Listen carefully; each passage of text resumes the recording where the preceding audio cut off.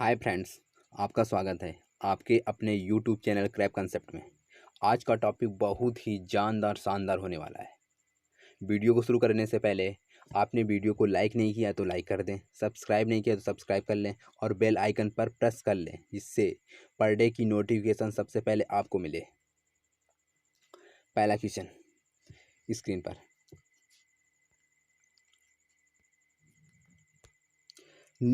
निम्न में से किन दो भौतिक राशियों की इकाई एक ही है? ये बोल रहा है यूनिट।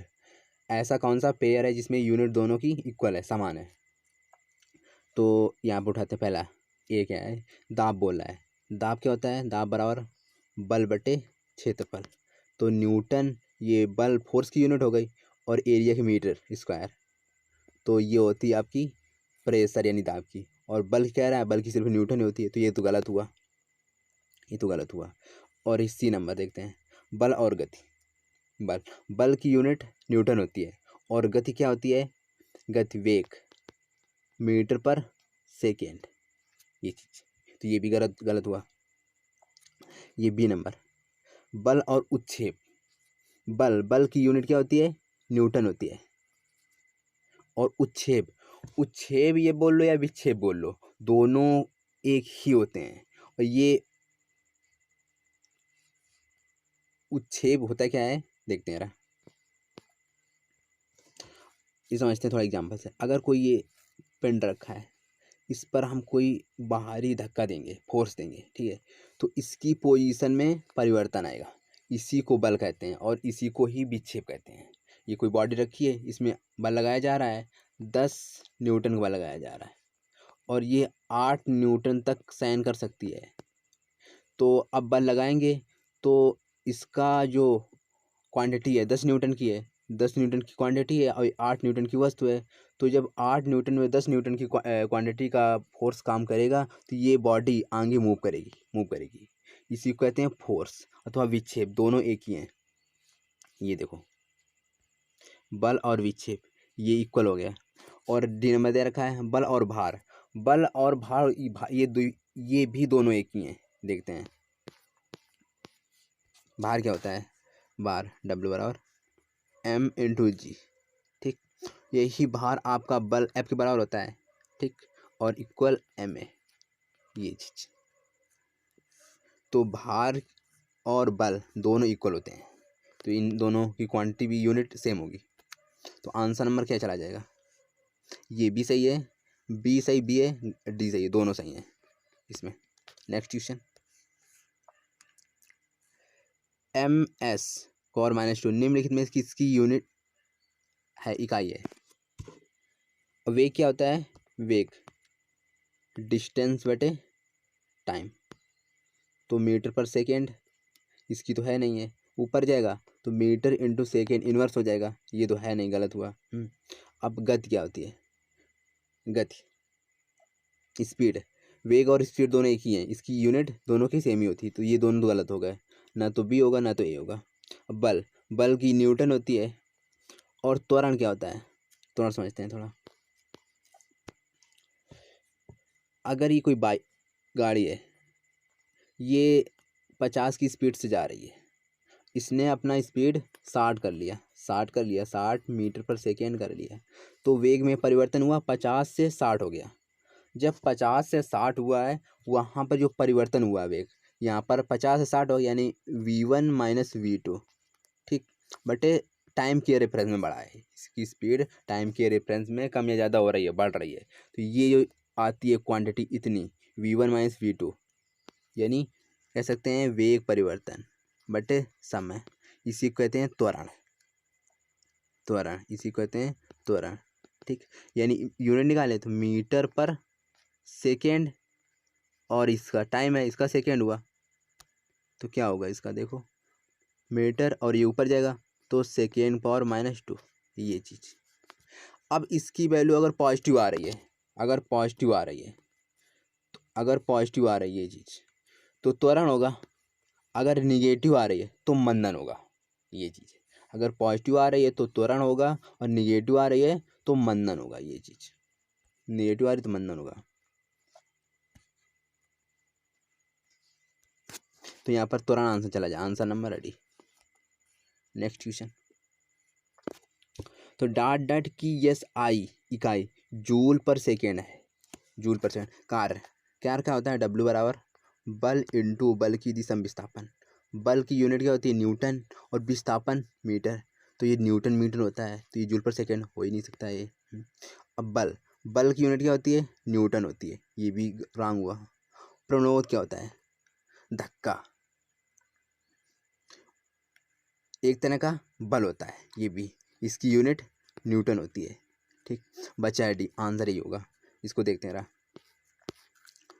शक्ति यानी पावर, पी और कार बटे समय। अब कार की यूनिट क्या होती है, जूल बटे सेकेंड, यही तो है, जूल पर सेकेंड। देखो, जूल पर second, answer number D. Next question. संवेग की अंतरराष्ट्रीय एसआई इकाई क्या है, संवेग। संवेग क्या होता है, संवेग बराबर क्या होता है, संवेग द्रव्यमान इंटू वेग। ठीक, अब द्रव्यमान की यूनिट क्या होती है, केजी, और वेग की होती है मीटर पर सेकेंड। केजी, मीटर और सेकेंड इनवर्स, ये चला जाएगा संवेग। संवेग क्या हो जाएगा, केजी, मीटर, ये चला जाएगा b number, answer number b. और ये न्यूटन दे रखा है, ये फोर्स की एसआई यूनिट है, फोर्स की एसआई यूनिट है। और डाइन फोर्स की सीजीएस सिस्टम में, सीजीएस सिस्टम में यूनिट है। फोर्स की ये भी है, फोर्स की ये एसआई है, ये सीजीएस है। और ये आंसर चला जाएगा संवेग। संवेग होता है क्या जानते हैं यार, अगर कि कोई ये वस्तु है, इसका मास m है और इसका वेग भी है, तो किसी वस्तु के द्रव्यमान और उसका वेग, मान लो कोई वस्तु है, उसका मास m है और v स्पीड से आगे बढ़ रही है ऐसे, तो उसका जो वेग है वो वेग का मल्टीप्लिकेशन यानी m इंटू वी, ये जो पूरा आता है द्रव्यमान इंटू वेग, ये तुम्हारा संवेग कहलाता है। ये चीज़, ये आपका संवेग कहलाता है, भी संवेग, ये चीज़, answer number B. Next question. संवेग की एसआई पद्धति में इकाई क्या है, वही क्वेश्चन रिपीट हो गया है। क्या होता है, द्रव्यमान इंटू वेग यानी केजी और मीटर पर सेकेंड। ठीक, अब इसको निकालेंगे, केजी और मीटर सेकेंड इनवर्स हो जाएगा, तो क्या हो जाएगा, केजी मीटर,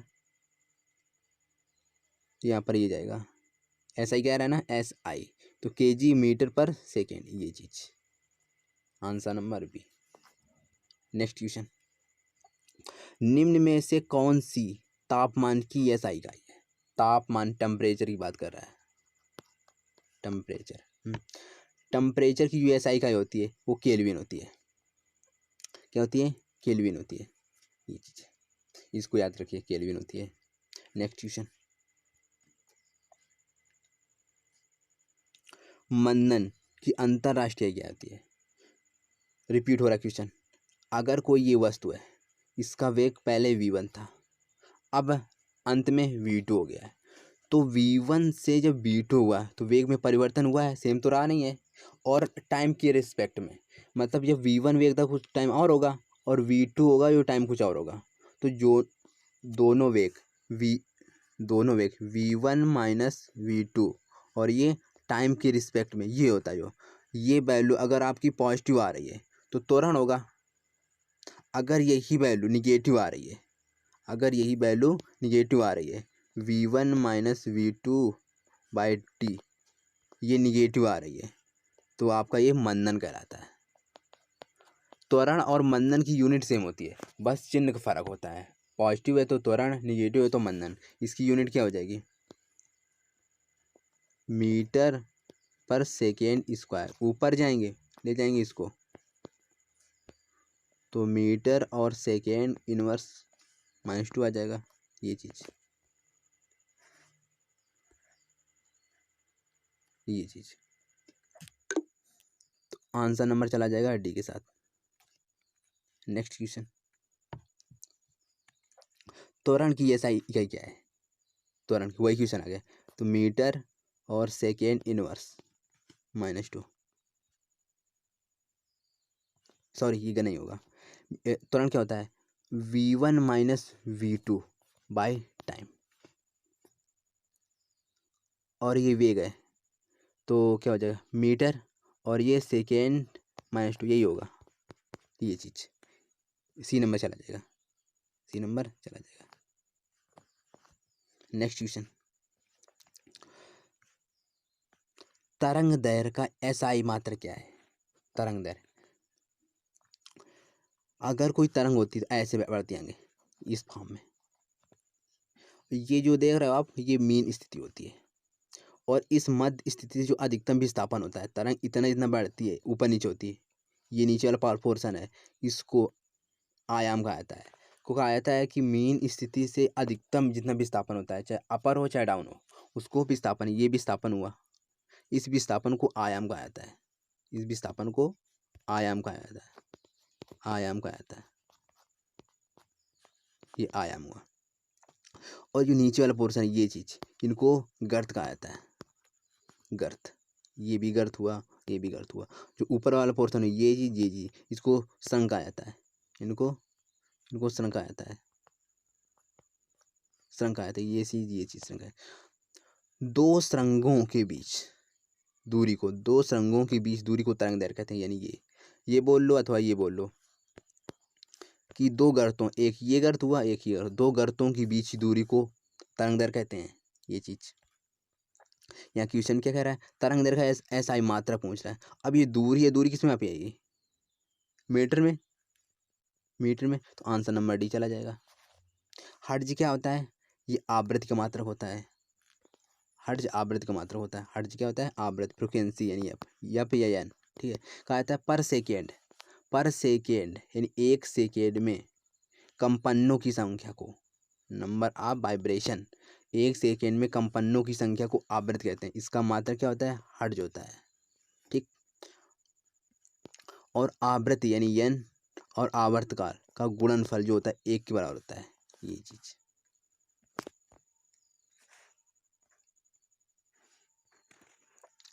हर्ट्ज क्लियर हो गया। सेकेंड क्या होता है? ये टाइम का मात्रक होता है, टाइम का मात्रक होता है सेकेंड।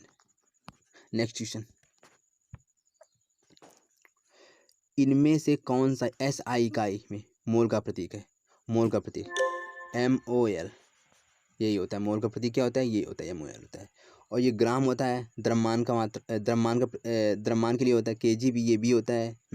और MG, तो ये तो होता नहीं है मोल के लिए। आंसर नंबर B चला जाएगा। नेक्स्ट क्वेश्चन, विद्युत ऊर्जा व्यय का वाणिज्यिक मात्रक क्या है? विद्युत ऊर्जा व्यय का वाणिज्यिक मात्रक पूछ रहा है। वाणिज्यिक मतलब इंडस्ट्रियल एरिया में इसको आता है किलोवाट घंटा में व्यक्त किया जाता है, क्योंकि वहाँ पर वाणिज्यिक एरिया में जो शक्ति चाहिए बहुत ज़्यादा मात्रा में चाहिए, तो वहाँ पर किलोवाट में मापते हैं, किलोवाट में मापते हैं। तो यानी चला जाएगा A नंबर में। किलोवाट, इसका वैल्यू क्या होती है देखते हैं। किलोवाट बोल रहा है यानी 1000 वाट, और ये घंटा कह रहा है, घंटा से हम सेकेंड में जाएंगे, तो घंटा से जब मिनट में गए तो 60 से मल्टीप्लाई करेंगे। अब मिनट से सेकेंड में जाएंगे तो भी 60 से मल्टीप्लाई करेंगे, इतना, और ये सेकेंड में आ जाएगा। ये वाट देख रहे हैं, वाट की जो वैल्यू होती है वो 1 जूल पर सेकेंड के बराबर होती है। तो यहाँ कह सकते हैं 1000 जूल पर सेकेंड इंटू 6 मल्टीप्लाई करेंगे 3600 सेकेंड। सेकेंड से सेकेंड कैंसिल आउट हो जाएगा।